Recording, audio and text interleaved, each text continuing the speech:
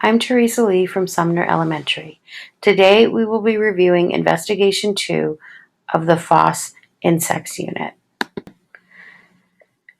This investigation examines the life cycle of the waxworm. You may remove Investigation 2 from the binder. Just remember to put it back when you're finished. Another available option is to use the online version of the teacher's guide at www.fossweb.com. You can activate the online version of most FOSS teacher's guides. Instructions to do this are on the Science Department page in SIS. In order to get all of the insect investigations completed within the time that you have your materials, I would suggest that you establish your waxworm habitats the week after you set up your mealworm vials. Students can observe both life cycles at the same time. Waxworms derive their name from the fact that they eat beeswax and honey from the hives in which their eggs are laid. This might seem cruel to those of us who like honey in our tea.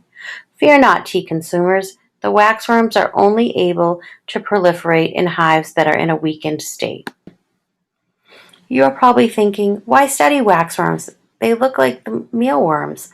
Although they do appear similar at first glance, they are different in a number of ways.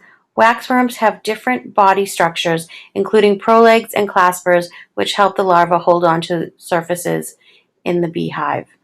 They also have body structures called spinnerets that spin silk.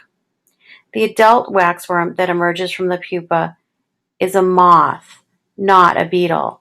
Comparing these two insects will allow your students to hone their observation skills. Research shows that observations that are made on comparing two different insects will strengthen observations of each of the individual insects.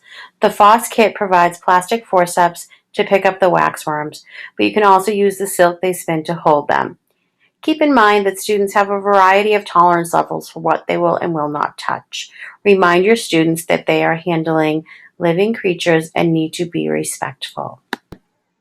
The teacher's guide gives you instructions for making the substrate that you'll need for the classroom cultures. The only thing to remember is that you do not want it too watery. The good thing about the substrate is that it takes care of all of the waxworms' food and water needs.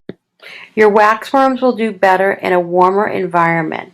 One suggestion is to set up a lamp on the table or desk where you are keeping the waxworm cultures to provide extra warmth in the area surrounding their habitat.